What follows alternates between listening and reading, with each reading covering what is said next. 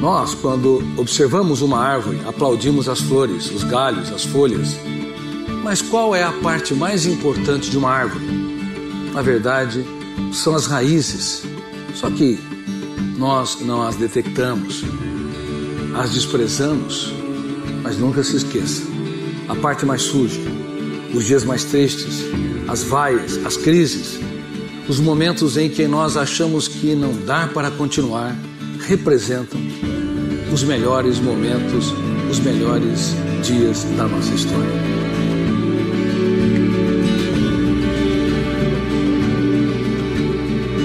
Conhecido por milhares de pessoas através dos seus livros que foram publicados em mais de 70 países, Augusto Puri é considerado o psiquiatra mais lido da atualidade em todo o planeta.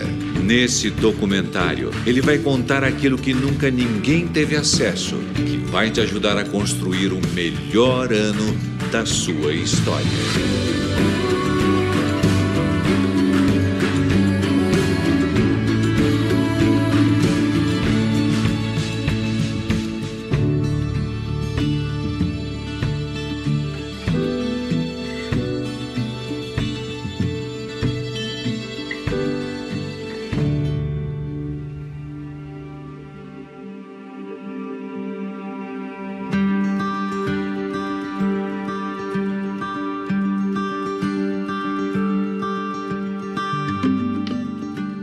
Mamãe, papai eram duas pessoas extremamente simples academicamente. Não tiveram oportunidade, quando nos geraram, de fazer faculdades. Mamãe trabalhava no campo, depois começou a trabalhar escolhendo grãos de café. Papai trabalhava no campo, depois passou a trabalhar no comércio. Veja bem, duas pessoas que se amaram e resolveram morar numa pequena casa, e ali tiveram 6 filhos. Pense nisso. Papai, mamãe e 6 filhos, 8 pessoas, morando num quarto de 12 metros quadrados.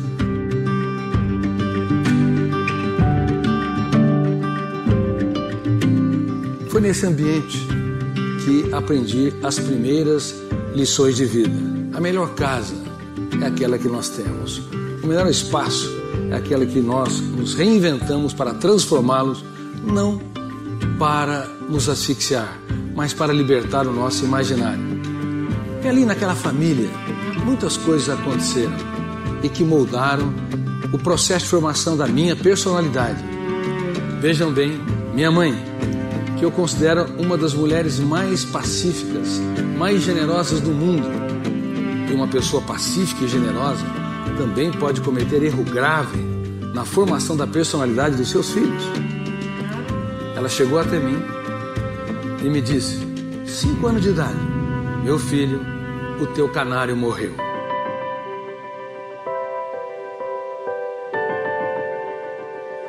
Ninguém havia morrido perto de mim até então. Eu não sabia o significado da morte, a interrupção da vida. Naquela simples frase causou um impacto emocional enorme. Muitos anos mais tarde, depois de ter me tornado psiquiatra e um pesquisador, talvez uma das últimas fronteiras da ciência, o mundo onde nascem os pensamentos, onde se constrói o eu como gestor da mente humana, os papéis conscientes e inconscientes da memória, eu descobri um fenômeno que Freud, Piaget, Vygotsky, Schopenhauer, Sartre não tiveram oportunidade de descobrir e estudar, chamado fenômeno RAM, registro automático da memória. Todos nós, todo ser humano, tem o fenômeno RAM no seu metabolismo cerebral. Ele arquiva cada pensamento lúcido e cada emoção estúpida, cada pensamento perturbador e cada ideia que promove a criatividade. Agora veja bem, se você quer viver dias felizes, você tem de cuidar dos seus pensamentos e da qualidade das suas emoções. Caso contrário, o biógrafo, o fenômeno RAM, vai transformar o cérebro humano numa lata de lixo e ninguém se preocupa com isso. Por isso que há tantas pessoas adoecendo. E é por isso que naquela época eu adoeci. Eu não sabia que eu tinha um biógrafo no meu cérebro que estava arquivando uma série de janelas traumáticas. Quando a mamãe falou, meu filho, o teu canário morreu, o fenômeno RAM registrou uma janela traumática ou killer. E aí ela reforçou, o canário morreu por sua culpa. O sentimento de culpa, ele é importante para prevenir a psicopatia. Os psicopatas machucam e ferem, não sentem as dores dos outros. É importante também para prevenir a sociopatia. São aquelas pessoas que transgridem as regras sociais, por exemplo, pegam o carro e dirigem a altíssima velocidade, colocando em risco a sua vida e a vida dos outros. Mas quando o sentimento de culpa ele é intenso, volumoso, ele gera depressão, autopunição, asfixia, portanto, a leveza, a suavidade e a criatividade. Naquela época, o meu sentimento de culpa não foi brando, foi intenso. E a mamãe reforçou essa janela killer ou traumática, completando: o canário morreu por sua culpa e morreu porque você não tratou dele. Aí eu experimentei pela primeira vez algo que mais pra frente, como pesquisador, décadas depois, eu descobri: janelas poderosas, que são verdadeiros cárceres mentais. No cérebro humano existem mais cárceres do que nas cidades mais violentas do mundo. E alguns cárceres são presídios de segurança máxima. Eu experimentei uma janela killer ou traumática duplo P. Poder de ser inesquecível e poder de ser lida e relida. Assim, retroalimentada, formando um núcleo traumático. A consequência é que, sem contar para os meus pais, para os meus irmãos, eu chorava no meu quarto sozinho, reproduzindo a dor daquele canário e me culpando porque não tratei dele, não cumpri minimamente as minhas responsabilidades. A partir daí me tornei uma pessoa hipersensível. Vocês têm de saber, as pessoas hipersensíveis são ótimas para a sociedade, mas são carrascos de si mesmo. Quando alguém ofende, não apenas estraga o dia, como as pessoas sensíveis, estraga a semana, estraga o ano. Uma pessoa sensível, quando alguém sofre, ela se preocupa, isso é saudável, mas uma pessoa hipersensível vive a dor dos outros. Uma pessoa sensível se preocupa com o futuro, mas uma pessoa hipersensível vive o futuro e é assombrado por ele. Portanto, já no começo da minha história de formação da personalidade, alguns segredos teceram os pilares centrais do que eu seria. Me tornei uma pessoa hipersensível. E os problemas não pararam por aí. Eu tinha e tenho uma irmã que eu era apaixonada. Ela tinha menos de 1 ano de idade. Eu era 5 a 6 anos mais velho que ela, a Cláudia. E ela perdia o fôlego. Ela começava a chorar e ficava roxinha. E eu tinha medo que a minha irmã morresse, porque vivia o drama daquele canário que morreu de fome. Aí eu saía correndo pelas ruas, gritando: a minha irmã vai morrer! A minha irmã vai morrer! Imagina um garoto com 6 ou 7 anos, desesperados, tentando salvar alguém da sua própria família. Mais uma vez, este fenômeno inconsciente, o fenômeno RAM, o biógrafo do cérebro, registro automático da memória, arquivou outras janelas traumáticas duplo P. Assim, a minha infância, que deveria ser um oásis, que deveria me levar a correr atrás das borboletas, já me fazia ser uma pessoa muito preocupada com as dores, com as perdas e com as frustrações.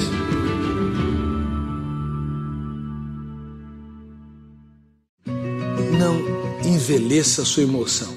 Quem reclama demais da família que tem, do espaço que tem, do trabalho que tem, não consegue se reinventar e dar respostas inteligentes para solucionar os seus conflitos e se superar.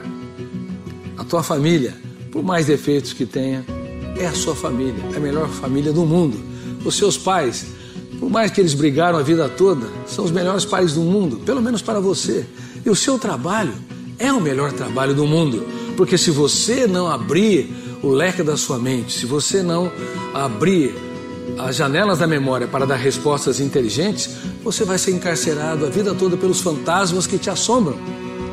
Portanto, por favor, reclame menos, porque quem reclama muito é carrasco do seu cérebro, envelhece precocemente no território da emoção.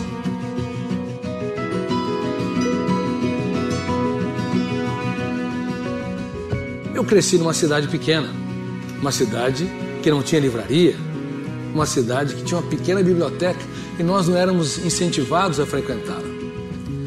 E eu não era um jovem fácil, não era um garoto que se podia dizer, este é um aluno clássico, disciplinado, aplaudido.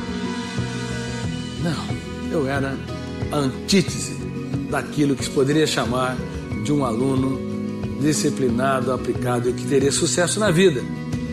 Para vocês terem uma ideia, quando eu fazia o ensino médio, os meus amigos, eles diziam que eu só tinha um caderno e não tinha nada escrito. Veja bem, durante todo o ensino médio. E a minha mente era especialista em estar em outro planeta e não diante do professor e diante do quadro de lousa. Eu era distraído, desconcentrado. Sem saber, eu estava libertando um pensamento muito importante para a criatividade, chamado pensamento imaginário ou antidialético. Mais tarde, quando me tornei um pensador dessa última fronteira da ciência, eu descobri algo que até hoje as faculdades de psicologia e de psicopedagogia ainda, na sua grande maioria, não entenderam e não incorporaram. Há dois tipos de pensamentos conscientes. Um que copia o símbolo da língua. Veja bem, estou falando em português, outros falam em mandarim, outros em inglês. Nós copiamos os símbolos da língua para expressar ideias, para debater, escrever. Esse pensamento que a escola usa à exaustão é o mais pobre deles. Ele asfixia a criatividade, a ousadia, a capacidade de empreender. E a educação mundial não sabe disso. Nem mesmo Harvard, Cambridge, Oxford. Porque não estudaram essa fronteira da ciência. Mas eu estudei e entendi que eu libertava não o pensamento dialético, lógico, linear, mas o pensamento antidialético, o pensamento imaginário.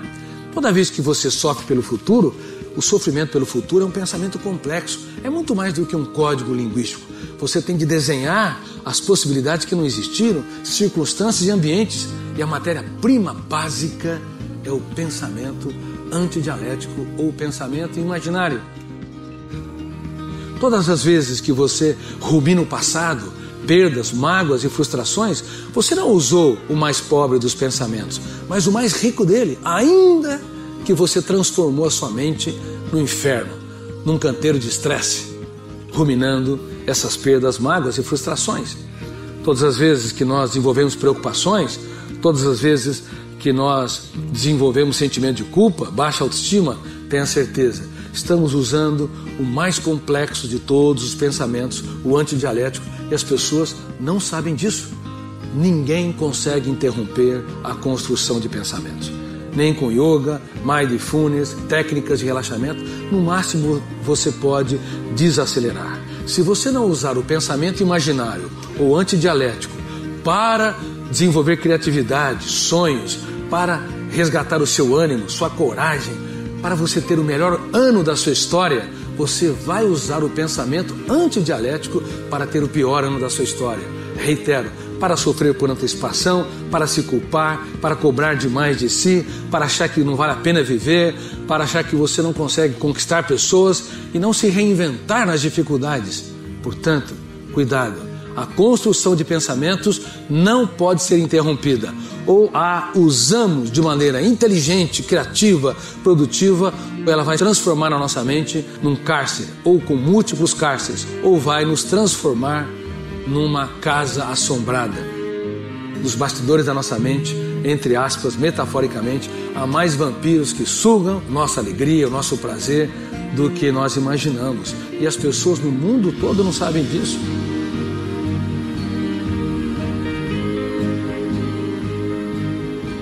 Há uma epidemia, por exemplo, de suicídios no mundo todo. Aumentamos em 40% o índice de suicídio entre jovens de 10 a 15 anos. Isso é um problema gravíssimo. Uma em cada duas pessoas, cedo ou tarde, tem ou vai desenvolver um transtorno psiquiátrico. Estamos falando em mais de 3 bilhões de seres humanos. Metade da plateia que está me ouvindo, um número espantoso, perplexo. Talvez nem 1% das pessoas vai se tratar, seja porque não tiveram habilidade para mapear os seus fantasmas mentais, não tiveram recurso para procurar um bom profissional de psiquiatria e psicologia, ou seja, porque elas têm medo de reconhecer as suas falhas e os seus conflitos?